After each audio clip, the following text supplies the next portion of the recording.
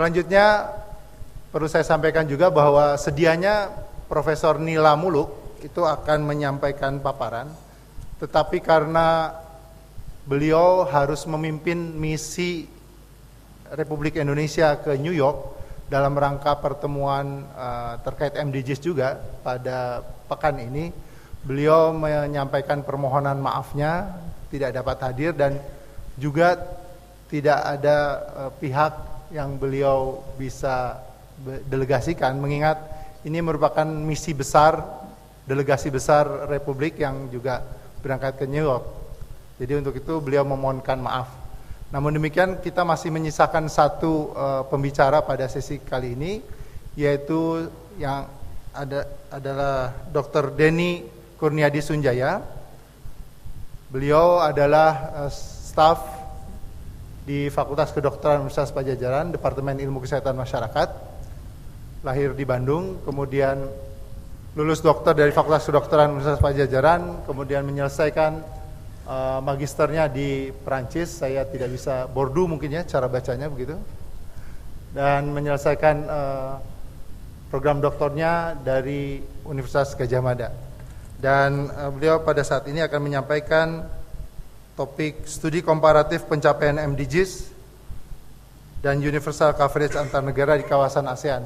Dan hal ini sangat dilatar belakangi oleh situasi di mana pada tahun 2015 juga kita menghadapi masyarakat ekonomi ASEAN, saya kira. Demikian, saya persilakan kepada Dr. Denny untuk menyampaikan paparannya. Terima kasih, Dr. Irfan.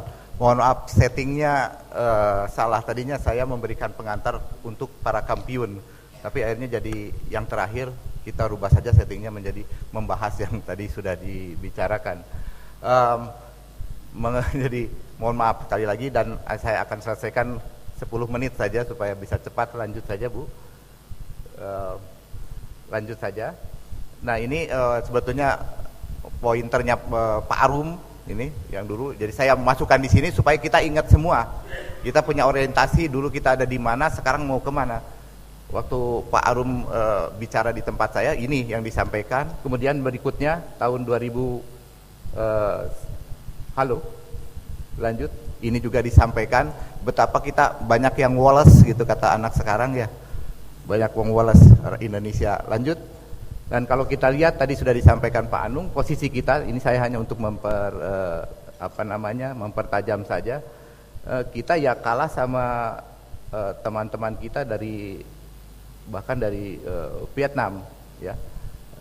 Tapi kita kelihatannya memang ada penurunan. Lanjut.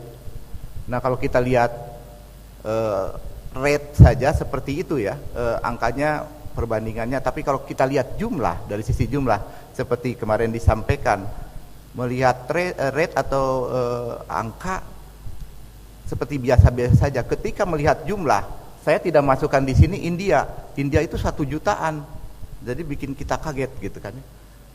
Kita dengan Bangladesh ya adik kakak lah, tapi kalau Bangladesh itu kelihatan slope-nya ya, menurunnya cepat.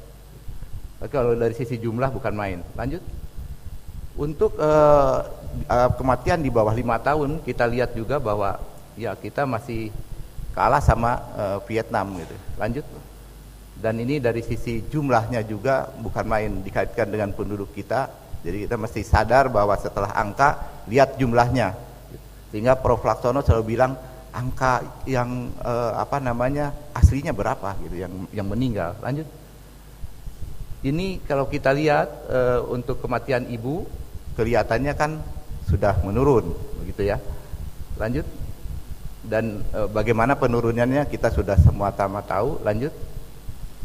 Kalau kita lihat dibandingkan dengan Asia sendiri, ya kita masih jauh lah dari Asia ya. Lanjut. Nah, ini yang dikatakan tadi Ibu Menteri dan Pak Hanung ketika bicara tentang angka. Kalau kita pakai SDKI, kelihatannya kalau pakai yang WHO kita turun, tapi yang Indonesia aksen ini ya kita masih di atas gitu. Ini woles gitu. Lanjut. Melihat TB bukan main ya. Saya mendengar dari teman yang meneliti di Papua, TB ini menjadi masalah yang sangat besar di sana. nanti bisa dibicarakan, mudah-mudahan bisa muncul kelompok baru yang tadi dikatakan penyakit menular, dan ini TB dengan HIV bukan main. Lanjut. Untuk HIV kita sendiri menempati yang keempat ya, ketiga ya bahkan. Lanjut. Dan ini prevalensi HIV kita makin meningkat sepertinya, bukan main menurun seperti yang lain. Lanjut. Kematian di AIDS juga orang lain menurun, kita malah makin naik. Lanjut. Nah, inilah Ibu Bapak sekalian berkaitan dengan MDG 1.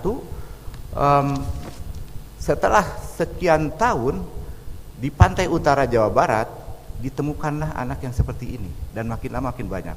Kekurangan mikronutrien menjadi masalah yang mulai mengancam. Sebentar lagi ini udah menyebar, padahal itu di pantai utara yang relatif juga suka memproduksi garam gitu ya. Tapi garamnya ternyata nggak pakai yodium, dan akibatnya seperti ini. Ini baru yodium. Ini masalah-masalah. Nah, bagaimanakah sistem jaminan sosial nasional yang dibangun mulai tahun 2004 bisa nggak mengatasi atau memfasilitasi pencapaian milenium dan post milenium nanti? Lanjut. Dan kalau kita lihat pembelajaran dari berbagai negara ini sangat beragam sekali ya. Lanjut. Ini berkaitan dengan financial protection, nanti silakan dibaca saja. Lanjut. Dan ini silakan dibaca saja. Nah, pembelajarannya lanjut.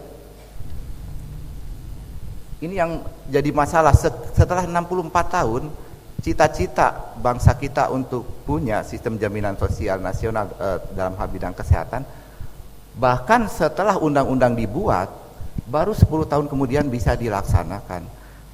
Poinnya, nah seperti kata Ibu Menteri, ini politik kan ya, politik. Lanjut saja, dilanjutkan, terus lanjutkan saja. Harapannya kita kan ingin universal coverage di 3 bidang, di 3 dimensi. Lanjut terus saja, diklik. Sepertinya kita mencapai universal coverage untuk kepesertaan sekarang sudah mulai kelihatan, sudah 127 juta, melebihi target sampai dengan bulan Agustus ini, sehingga kelihatannya 2019 untuk kepesertaan oke, tapi untuk benefit dan untuk cost sharingnya kita belum tahu. Lanjut. Yang jadi masalah ketika Prof. Askobat tahun lalu bilang bahwa sebetulnya kita melakukan reformasi dalam sektor kesehatan itu sambil berlayar membuat perahunya gitu kan ya. Nah, ternyata waktu membuat perahunya kita tidak melengkapi dengan tombol-tombol kebijakan ini. Salah satu yang disoroti oleh para peneliti di tempat kami adalah masalah perilaku. Jadi banyak sampai saat ini perilaku provider maupun perilaku masyarakat yang belum menunjukkan bahwa kita sambil berlayar membangun perahu. Contohnya adalah beberapa di antara yang kelihatan saya sakit langsung masuk BPJS, udah dirawat di rumah sakit, keluar lagi nggak bayar lagi. Nah, hal-hal ini yang kelihatannya menurut saya belum digarap dengan baik dari tombol kebijakan perilaku ini. Lanjut. Lebih penting dari itu, dari pagi sampai saat ini, bahkan dari hari Senin Selasa kami di Jawa Barat, ada suatu hal yang sangat mendasar. Kita berpikir sistem kesehatan, banyak di antara kita berpikir sistem kesehatan itu tugas orang kesehatan. Tapi ternyata jauh melebihi sistem kesehatan. Sistem kesehatan kalau tidak tadi sistem pendidikannya. Dari Bapak dari NTT bilang bahwa banyak sekali sekolah-sekolah yang tidak tahu menahu apa ini, sekolahnya tiba-tiba melahirkan perawat dan sebagainya yang bagaimana kualitasnya. Ini tidak dilingkan dengan sistem kesehatan yang ada. Padahal di dalam sistem kesehatan adalah penyediaan sumber daya manusia, sumber daya dan lain-lainnya merupakan fungsi yang cukup penting untuk mendukung sistem pelayanan. Begitu juga sistem administrasi. Kita semua ngomong konsep di dalam ruangan ini biasanya. Tapi pada orang-orang di lapangan, teman-teman kami di lapangan bilang itu semua nggak ada gunanya. Mengapa? Ketika kita punya program, ketika kita ingin menegakkan konsep, waktu mau dilaksanakan implementasi kebijakannya, ini coderingnya tidak ada. Menurut Kementerian Keuangan tidak bisa, menurut Kemendagri ini tidak boleh. Ini kan perlu ada yang melebihi sistem kesehatan. Keterpaduan antara paling tidak sistem pendidikan, sistem sosial, sistem administrasi, dan sistem kesehatan ini menjadi sangat penting. Saya kira itu poin dari pembelajaran kita dari hari Senin sampai pagi ini. Terima kasih. Baik, terima kasih Dr. Denny. Kami undang pertanyaan atau tanggapan atas paparan yang disampaikan. Silakan 1, 2, dan 3. Sudah ada 3. Terima Silakan, kasih. Saya Julfendri dari Fakultas Kesehatan Masyarakat Universitas Sumatera Utara. Saya sangat tertarik sekali PowerPoint yang terakhir. Itu ada 3 sistem yang sangat terkait di dalam suatu sistem yang sangat besar. Tentu jadi permasalahan dari berbagai data yang tadi ditampaikan untuk mencapai MDGs 2015, bahwasanya kita masih dalam posisi di tengah di antara beberapa negara yang ditampilkan tadi. Kita tentu berharap kita akan bisa mencapai pada titik tertinggi dari antara negara-negara yang ditampilkan tadi. Tentu itu adalah suatu permasalahan yang sedang kita pikirkan, bagaimana kita keluar daripada masalah itu. Tentu juga kita harus mengidentifikasi secara akarnya apa akar masalah, sehingga target-target kebijakan yang selalu kita tetapkan dengan begitu yakinnya akan kita capai hanya sekedar dalam angan-angan belaka. Tetapi tentu ini yang kita cari, apa akar masalahnya. Yang kedua, dengan slide yang terakhir, sebenarnya kita juga menentukan berbagai banyak sistem di dalam mencapai tujuan pembangunan kesehatan, harus banyaknya sistem yang saling keterkaitan.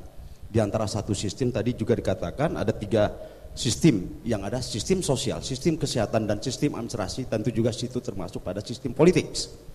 Tentu juga keterkaitan di antara ketiga lingkaran tadi. Tentu ada situ ada satu arsiran itu tadi. Tentu juga itu yang harus kita kaji secara mendalam untuk mencapai apa yang kita inginkan ke depan. Tentu namanya itu juga harus kita cari di antara ketiga sistem yang ada ditampilkan tadi.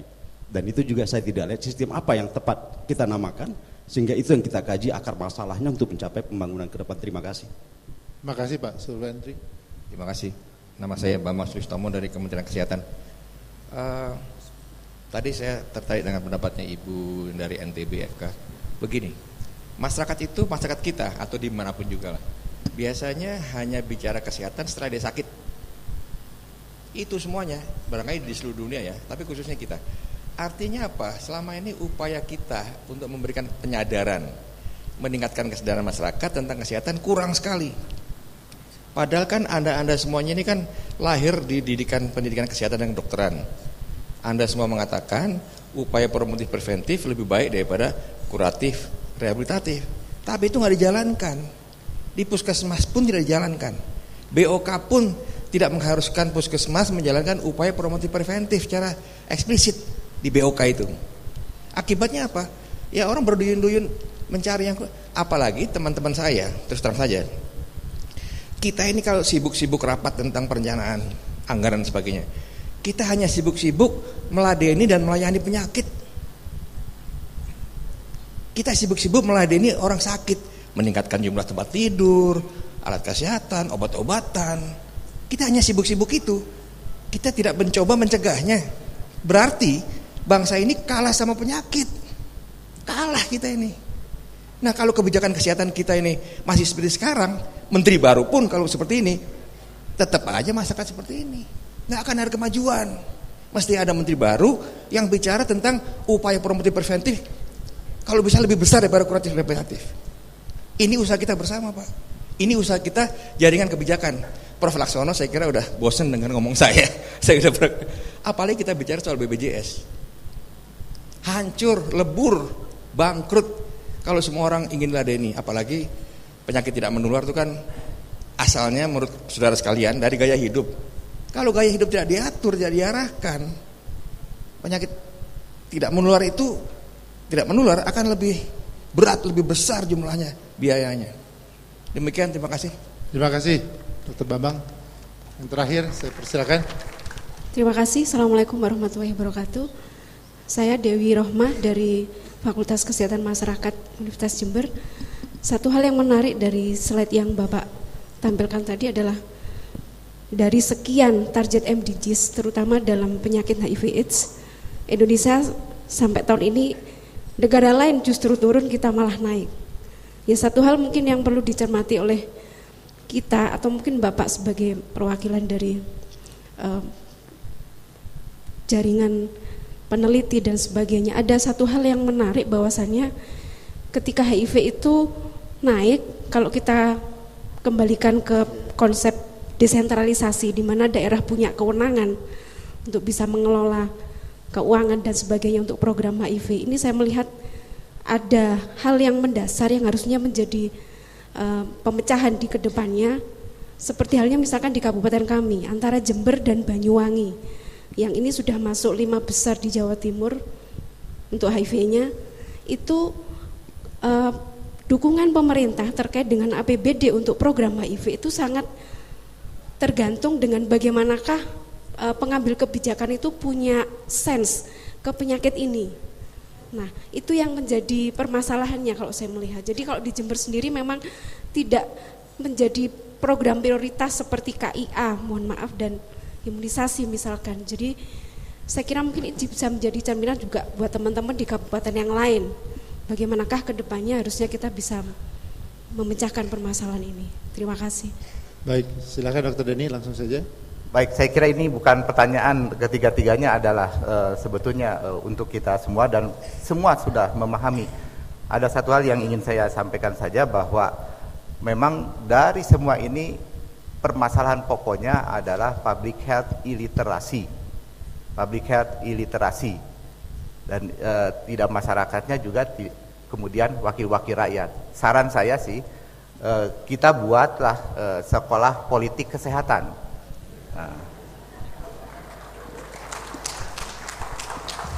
Sekolah politik kesehatan, sasaran utama sekarang Mas Bambang adalah mereka yang di pusat dulu, supaya bisa menggabungkan beberapa sistem itu seperti kata Pak Zul. Nah, ini tugasnya Mas Bambang, bukan tugas saya orang daerah Pak, orang biasa-biasa saja. Mas Bambang kan orang pusat. Public health illiterasi disampaikan karena mereka tidak paham sebetulnya. Ya. Ini yang jadi masalah. Ya. Bounded rasionalisme yang terjadi. Ini mohon bersama. Jadi jangan tadi pertanyaan, tidak ada pertanyaan, semua sudah paham permasalahannya. Tapi itu public health illiterasi bagaimana caranya?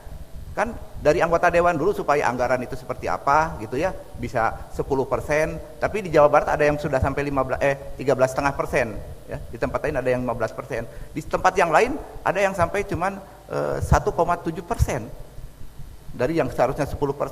Public health illiterasi, sekolah politik kesehatan, monggo. Ini dari teman saya dari Aceh datang, sampai dari Papua tadi Dr. Eka ada.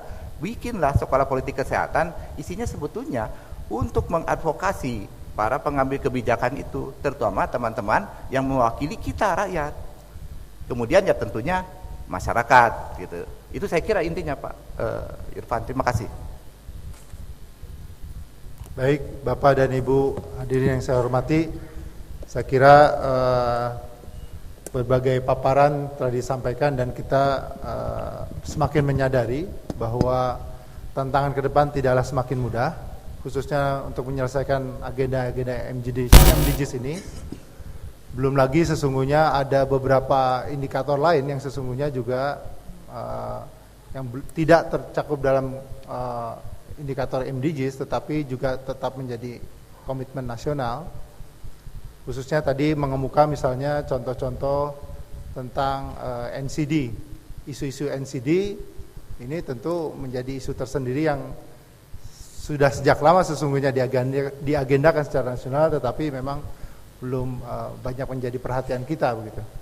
Saya kira Dr. Denny sudah menutup dengan memberikan satu tawaran begitu tentang ide bagaimana membuat literasi kesehatan masyarakat ini meningkat, khususnya di kalangan para pengambil kebijakan, yaitu para politisi dan anggota parlemen begitu ya. Saya kira saya akhiri sesi kali ini dengan ucapan terima kasih kepada Dr. Denny dan juga kepada para hadirin yang telah berpartisipasi dan hadir pada sesi kali ini. Untuk itu berikutnya saya akan serahkan kembali kepada pembawa acara. Demikian, Assalamualaikum warahmatullahi wabarakatuh.